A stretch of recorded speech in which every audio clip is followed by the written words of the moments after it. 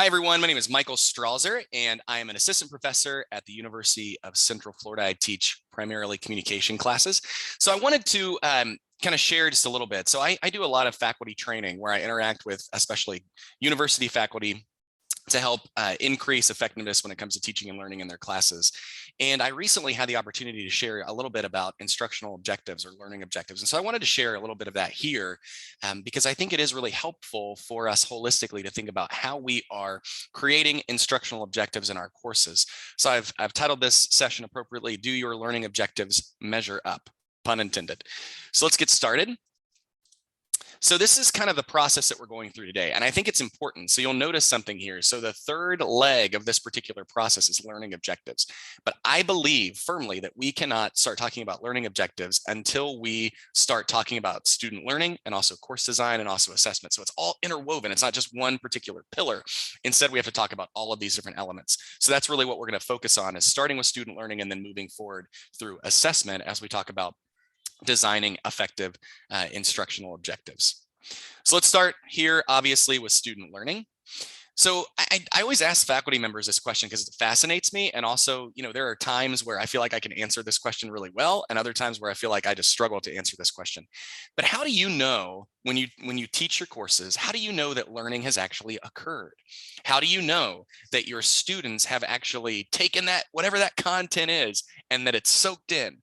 And that there's an element there of lifelong learning where they will be able to apply it and create things based on it, where they will be able to recall it and remember it. I think this is a really important question to start with, because we have to kind of really think about how we know learning has occurred before we can kind of think about anything else. So there's a couple different ways to look at learning, and I tend to kind of align with those who position learning as something that lasts, right? So the emphasis should be on forming long-lasting connections, that can be recalled when necessary. So it's not as if, I'll use communication. It's not as if I wake up every day thinking about, public speaking pillars, right? But it's that when I need to recall that training from my public speaking fundamentals of oral communication class, I can recall those when necessary and apply them, right? Long-term connected recall necessitates a new way of teaching that we now call learner-centered teaching. So instead of the instructor-centered model, which primarily tends to be, I think, even as you look at this image on the screen, there's a lecturer in front of the class where someone would probably lecture for 50 minutes to an hour and 15 minutes. That's your standard instructor-centered teaching model, although it doesn't necessarily have to just be that. I do a lot of things, and I don't really lecture a lot, but I do a lot of things that are still instructor-centered, more so than student-centered in my courses. But we want to make sure that we have, learning that lasts, that can be recalled and applied when necessary. And we want to make sure that our classes are learner-centered. So I think this is really important. So I would encourage you maybe to pause the video even and kind of think about what constitutes learner-centered teaching. I think it's important to remember that really the primary element here is that learner-centered teaching is focused primarily on the learner as the audience member, not necessarily the faculty member. And so your way of teaching, your style of teaching may change if you are truly engaging in a learner-centered model, not an instructor-centered model, right? So an instructor-centered model would be, I walk into my class, I have my notes, my lecture notes, and I just start to read. That's instructor-centered. A learner-centered model would be that, hey, I still have my lecture content, but I'm going to make it a little bit more interactive, right? And I'm going to think about interactive strategies for my lecture content to make it a little bit more active for my students.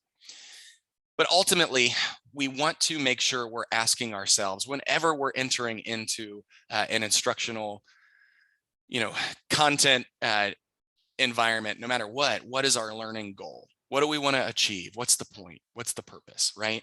And so we always have to have that end goal in mind before we ever start thinking about our instructional objectives or ever start thinking about our course design or our assessment. What's the main learning goal? And that's going to differ depending on the discipline, depending on the course, and my guess would be depending on the students. You just have to kind of pause at the beginning and kind of reflect and really think about, what are you trying to achieve? What's the point? So let's talk a little bit now about course design. So it's not necessarily that once we determine our learning goal, then we can start to design the course. Although I think there is some of that, right? Where once I've kind of thought about my learning goal, then I can kind of think about the course as a whole and go, okay, how am I going to get there? What does that look like, right? That's course design. So course design takes time. Theoretically, there are some who would argue that you should give yourselves about 3 months to design a course from when it's first offered to when you first teach it. I think that a lot of us would love that amount of time to think deeply about our classes, but I know it doesn't necessarily always come to fruition in that. But really, I think the biggest picture here is that you shouldn't be assigned a course and then within 24 to 48 hours have to go teach that class. Instead, you should be given some time to actually think about the course design as a whole. It's not something that you just come naturally and that you just feel like you just start thinking about right away and you're good, right? There should be some intentionality and some purpose and some time that you take to think about your course design. There's a lot of text on this, so let me just kind of simplify a little bit. So first, before you start designing a course, think about what you expect of your students, right? So the first step in course design is thinking about what students should think, know, or do after completing your course content. So the focus on course design then becomes our learning objectives or learning outcomes, right? What do I want my students to think, know, or do as they move throughout my course? Once I know those things, or at least think I know those things, then I can start designing my class accordingly. And what my students think, know, and do during the class will help me guide my construction of my instructional objectives throughout the course. Your outcomes, and I'll say this a couple different times throughout this particular session, your outcomes determine your course content. Your objectives determine your course content, right?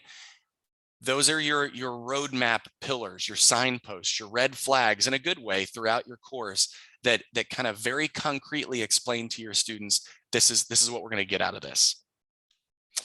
All right, so I've given you those two kind of things as a bookend at the first to kind of think about some different things, in terms of getting to our learning objectives. Now let's talk about learning objectives.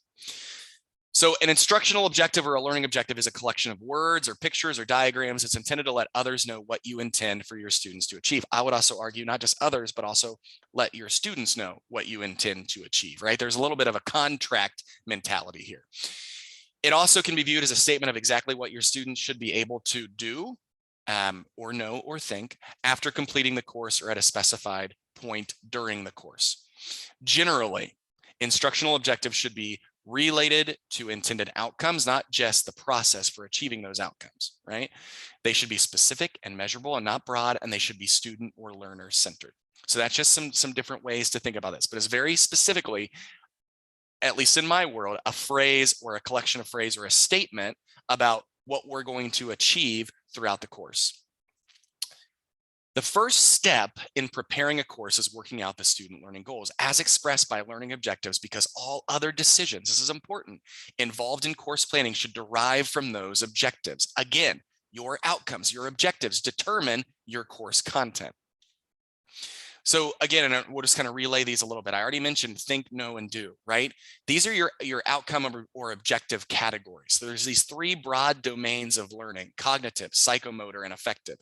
Cognitive domain is concerned primarily with knowledge acquisition. So can I recall? Can I remember? Do I understand, right? Psychomotor is concerned with doing, not just knowing, and include physical behavior. So I teach a lot of public speaking classes. I have very specific psychomotor or behavioral learning objectives, right? So eye contact obviously is one, voice modulation and inflection is another. Nonverbals, how we're actually using our hands and our body to communicate our message. Those are all very specific behaviors. So yes, you need the knowledge to know what to do, but then you actually need to be able to do those specific actions. And then finally, affective learning is concerned with students' attitudes, beliefs, and values. So theoretically, let's use public speaking again as an example. After my students take a public speaking class, I want them to see public speaking as more valuable after the course than they did when the course first started, right? Or even I want to see their anxiety decrease throughout the course. So these are affective measures. There's also a movement to include ethical and social categorizations of these outcomes or objectives as well, although I'm not going to get into those today. But I do think those have merit and can be appropriate to consider and reflect on. So learning objectives should lead to significant or deep learning. I really love these particular questions. I'll go ahead and read several of these. So as you think about your learning objectives, think about some of these questions to help guide your thinking. Are your students learning how to learn in your classes? Are you seeking to transfer or build foundational knowledge? Are you concerned about application? Are you searching for integrative learning where students connect ideas, people, and their broader experiences? Are you striving to encourage learning related to the human dimension where students learn about themselves and or others? Or are you determined to encourage caring or affect where students develop new feelings, interests, or values? Answering these questions will help you determine what direction you need to go when it comes to your actual instructional objectives. So it's important to remember as we craft these instructional objectives that language matters. So when writing learning objectives, there is a cadence or a language that's useful for articulating the learning goal. There's a very specific structure, right?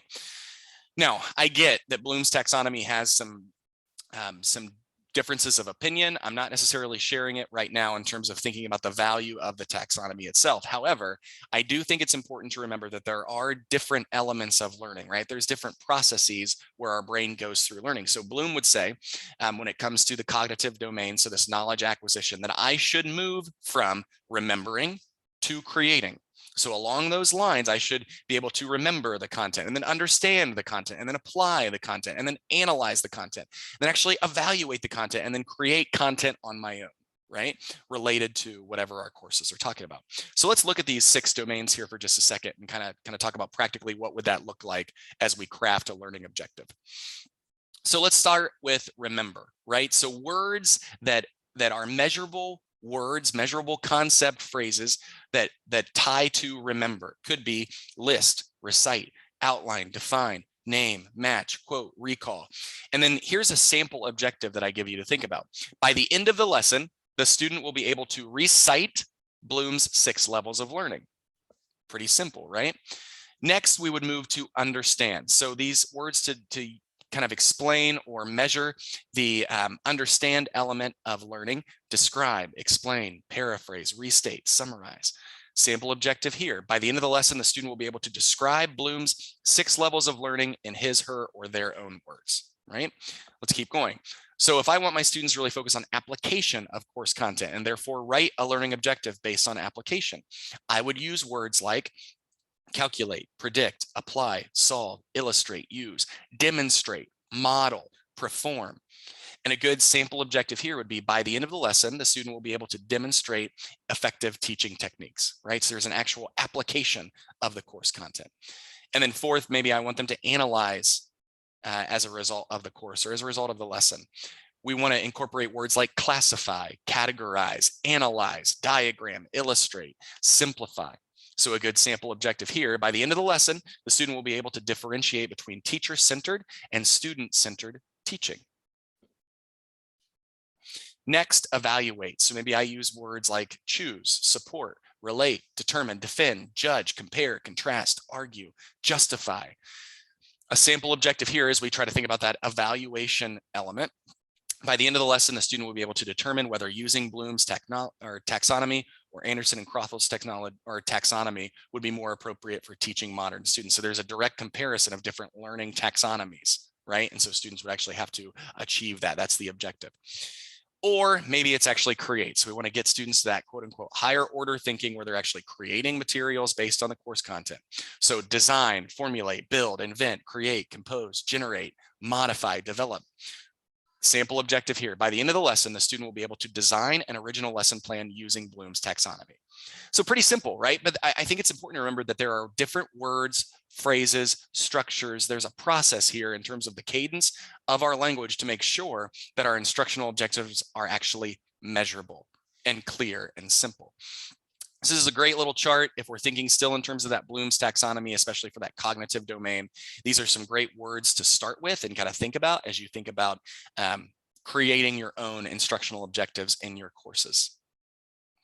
All right, so finally, really quickly, let's talk about assessment, because my learning objectives mean nothing if I cannot measure them to determine, again, going back to our first question, that learning has actually occurred. Once instructors identify student learning goals or objectives and subsequently design the course, they must then consider how to evaluate or measure these different goals. This can be achieved through the assessment process or evaluation process. Now, I've given you a lot of different mechanisms, different strategies to assess here. But let's just focus on the first one. You can pause the video and read these if you'd like. Tests would be a little bit more related to the knowledge domain, right? Knowledge acquisition. Whereas something like a portfolio or even a performance assessment would probably be related more to psychomotor, right? Whereas writing, especially reflective writing, may be more appropriate for affective learning goals, where you're thinking about beliefs, attitudes, opinions about the content itself. So it doesn't matter what you pick, as long as what you pick is related to the instructional objective, right? I think that's the primary and most important element here. But you should write your learning objectives in such a way that they are measurable and that you do actually get to kind of determine whether or not learning, at least how you've defined it according to your learning goal, has taken place. All right, so your turn. I've given you a little bit of a grid on the next slide that will help you, I think, determine some different categorizations in your own class. So let's go there. And then I would encourage you to pause the video and then kind of do at least a reflective self-assessment exercise of some of your courses, some of your syllabi, and especially some of your instructional objectives.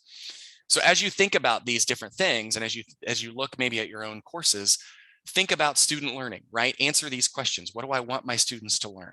How will I know actual learning has occurred? Are my learning goals instructor or student centered? As you think about your overall course design, are my expectations clear? Have I started with the quote unquote end in mind? Do my outcomes determine course content and design? And then once you actually go into your learning objectives, are my objectives specific? Are they measurable? Are my objectives student-centered, right? What level of learning am I trying to achieve? And then finally with assessment, how am I assessing my learning objectives? Is my assessment varied, or am I just relying on one particular mechanism? So I'd encourage you right now to pause the video, kind of look at these questions and think about how these questions relate to some of your course design experience and maybe some specific courses that you are teaching at the moment. So hopefully today's session was helpful to help you think about not just instructional objectives, but how student learning and course design and assessment all connect to instructional objectives and our instructional goals. I would love to hear from you. If you have any questions for me, you can share them. But also I would love to hopefully know if this content was helpful for you as you think about planning your courses. So by all means, please feel free to reach out and I would love to hear from you. But again, I think the biggest thing, make sure your courses are student-centered and make sure that you are creating instructional objectives that you can measure and that actually help you determine whether or not learning has occurred in your classes.